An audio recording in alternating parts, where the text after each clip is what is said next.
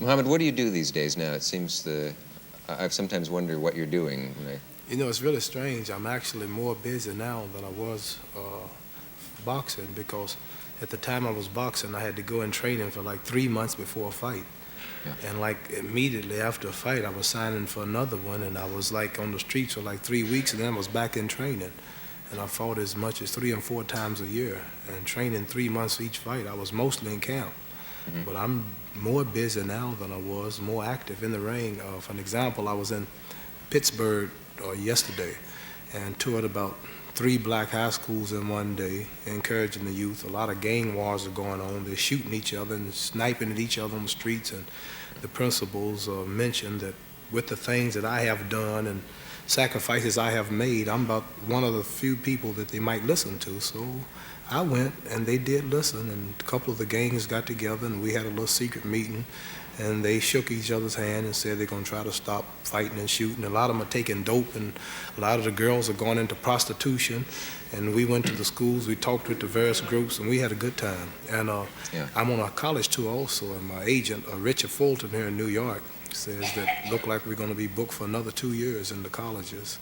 And I'm also franchising about 500 restaurants called Champ Burgers. We have 5 of them in the Miami area. Champ Burgers? Champ Burgers, right.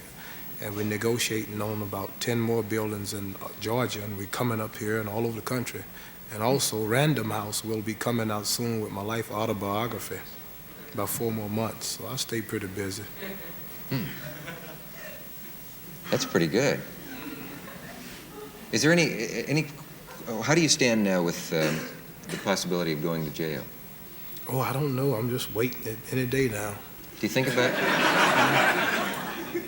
Do you think about that though? Do you ever think what you'll do if you? Well, yes, you think about it at nights when you're in the bed. You think about, if I went this way, what could have happened if I went this way, and I've figured it all out.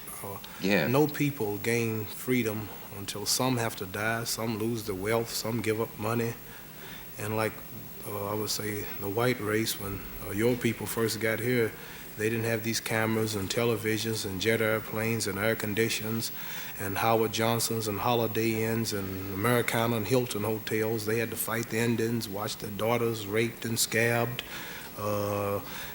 Took 6 months to go from here to Los Angeles. Now you can do it in 3.5 hours. But nevertheless, they kept fighting and cutting down the trees. And they didn't see this, but they made a way for the present whites to rule. And the Japanese in World War II, they had these flights called suicide missions. They knew they would die, but they ran that plane, right? His life meant nothing when it came to the freedom of his daughter, his son, the future of his nation.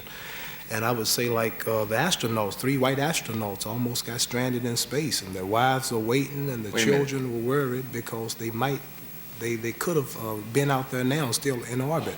Yeah. But for the progress of white America in space, 8 astronauts died on the ground, and 3 almost not got back. But whenever people want to really make progress, some have to sacrifice a lot. And I like to say, white America right now is spending $30 million a day in Asia. Black and white boys are dying unjustly for nothing just to free somebody else. So why should I worry about going to little old jail to free my poor people who's been catching hell here for 400 years?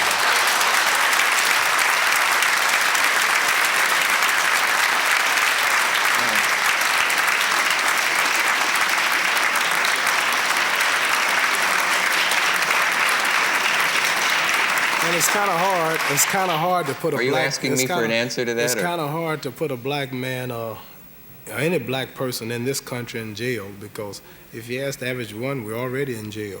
We've been here in jail 400 years. How does the subject change so many times in that long sentence that I'm going to talk for a second now. That I really don't know how that connects with Howard Johnson's and everything, but. It's a terrifically long harangue there that you did. Do you feel bitter toward the entire white race? Do you think there's something about whiteness that is evil? No, sir. Whatever white people do as far as evil or as far as mistreatment, it's just the nature of the white race to be this way if we check history. Do you think it might be human nature? Yes, just human nature to kill. If white people, human nature, not I watch just white television. If there's not a movie of white people shooting white people in shootouts and cowboy pictures, they're shooting Indians. If they're not shooting Indians, they shoot Negroes. If they're not doing that, they're shooting reindeers or elephants or killing something. Just got to shoot. The system is built on war. Now, let me ask you this. Do you think if it had happened the other way around, for some reason in what's the word, evolution, if the genes and the pigments had happened to work some other way, and if the nation of Africa, if the continent of Africa had developed the kind of civilization that ours has, is it possible that what I'm trying to say is there something intrinsically, I know this is part of the Muslim point, I assume, the black Muslim point, that there is something intrinsically I'm just talking about history. aggressive about white nature that there isn't about black. No religious point. What I'm telling you is in history books, in your own books about this. I have a book called 100 Years Oh, sure, of I know. Lynching. There is. So I'm not bringing up religion or nothing. This is just a fact that the world knows, you know. But I would say that just the nature, from what I see of darker people, is peace. I say like the Japanese seem to be a peaceful people until somebody else came over dictating and trying to rule them. The Hawaiians, they'd be on the beach doing their little dance. The Indian was building his whatever teepee or whatever you call it. The African was somewhere doing his little dance. These people have never tried to go to other planets or enslave other people or take over countries. Actually, that isn't true. If you took, for example,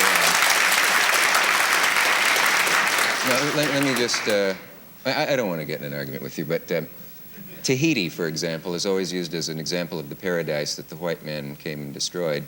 But if you look into the history of when, I'm an expert because I just read a book about it, Captain Cook, but that supposedly peaceful paradise where people did nothing but pluck breadfruit off the trees and make love and had no disease until the white man got there, actually had a number of unpleasant aspects to it, like the fact that they strangled infants at birth to keep the population down, that there were live human sacrifices. So I know that there have been outrageous injustices against the black people in this country, but it doesn't really get us very far to talk about something as if the white man were some sort of intrinsic devil that no other race is. You are right. What you said was the truth. The thing that you all have done to us is worse than the devil you told us about under the ground. How would you like it if I were to lead into a commercial now? Whatever you want to say, but when you say After devil, this message you're right. from our local stations, we'll return.